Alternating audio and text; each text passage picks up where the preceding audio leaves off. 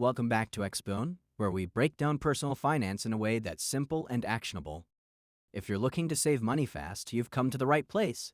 In today's video, we're going to talk about a practical strategy to save $500 in a month. Whether you're trying to build an emergency fund, pay off debt, or simply want to see your bank account grow, saving $500 in 30 days is absolutely achievable. And I'm going to walk you through 5 proven steps to make it happen. Let's get started. Point 1. Track your spending. 1, 2, 30. Host. The first step in saving any amount of money is understanding where your money is going. Many of us aren't even aware of how much we're spending daily. That's why tracking your expenses is crucial.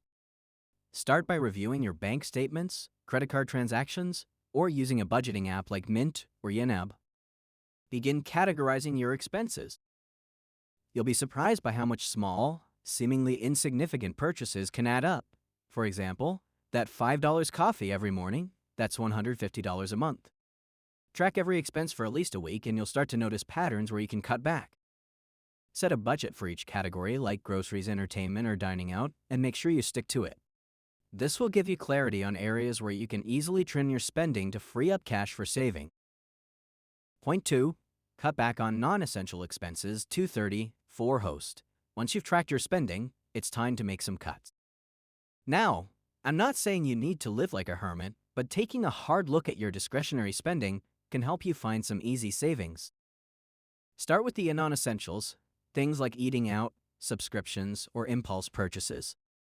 For example, can you prepare meals at home instead of dining out? If you spend $100 a week eating out, that's $400 in a month. Instead, you could allocate part of that into your savings. Next, review your subscriptions. Do you really need that streaming service or gym membership you haven't used in months?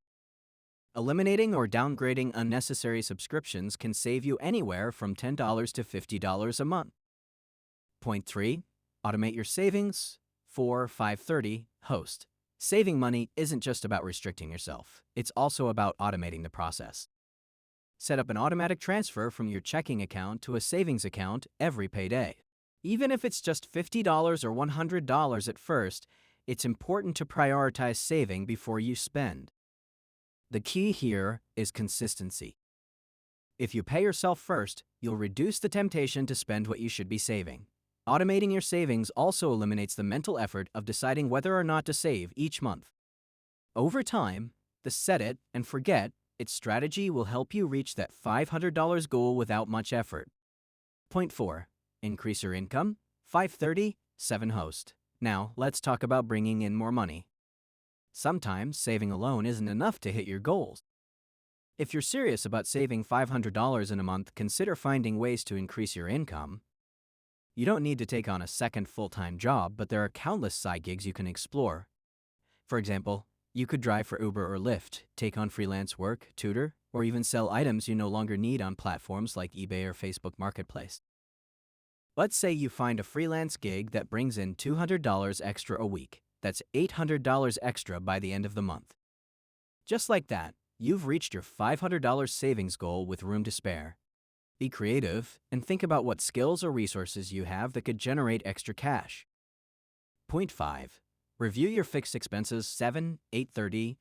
Host. While variable expenses are easier to control, it's also essential to review your fixed expenses, like rent, utilities, insurance, and loan payments.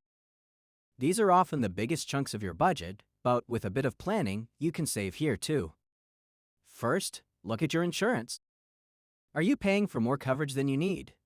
Shop around for better rates on car insurance, home insurance, or even life insurance.